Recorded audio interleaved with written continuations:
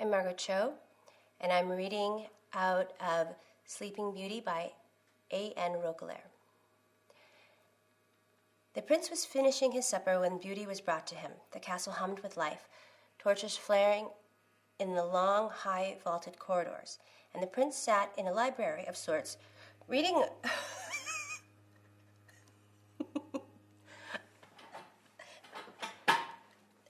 reading alone at her table. Several ministers were about with papers for him to sign.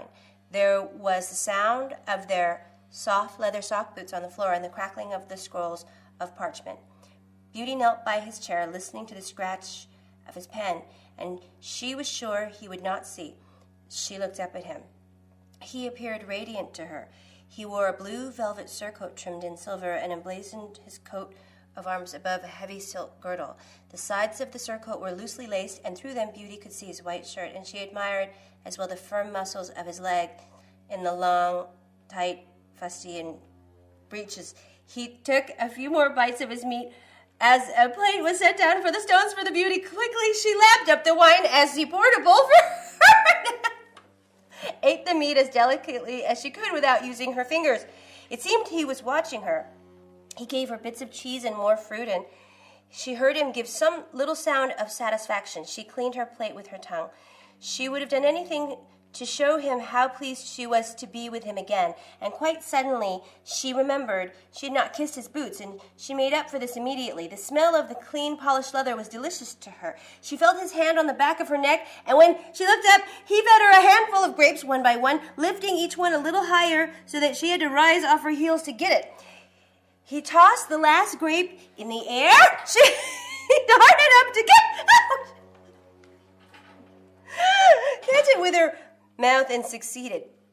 Then, overcome with shyness, she bowed her head. Was he pleased? After all she'd witnessed during the day, he seemed her savior. She could have wept for happiness now that she was with him. Lord Gregory had wanted her to dine with slaves. He had shown her the hall. There were 2 long rows of princes and princesses, all on their knees, hands clasped behind their backs, eating with their quick little mouths from plates on a low table before them. They were bent over so that she saw a row of sore buttocks and felt herself shocked by the sight of so many of them. They were all alike, yet each body was different.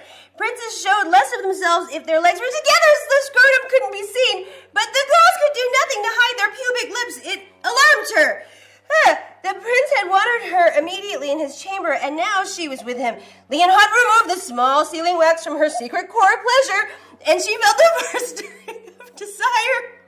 She did not care about the servants moving about her. The last...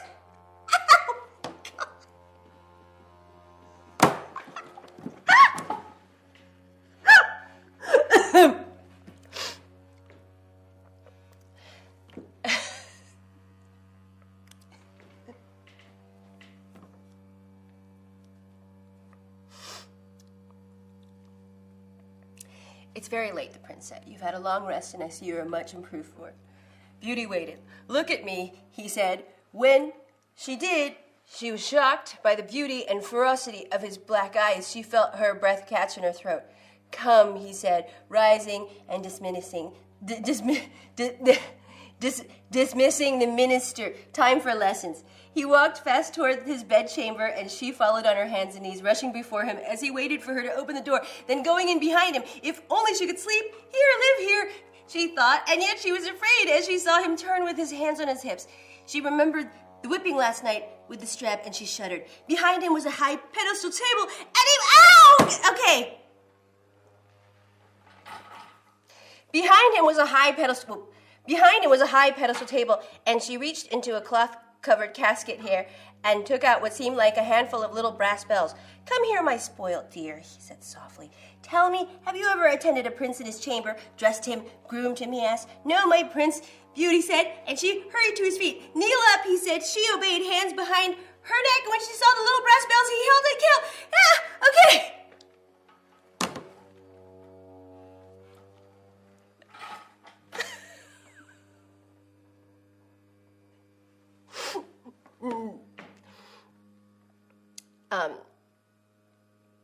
I'm Margaret Cho, and I was reading Sleeping Beauty by A.N. Roquelaure.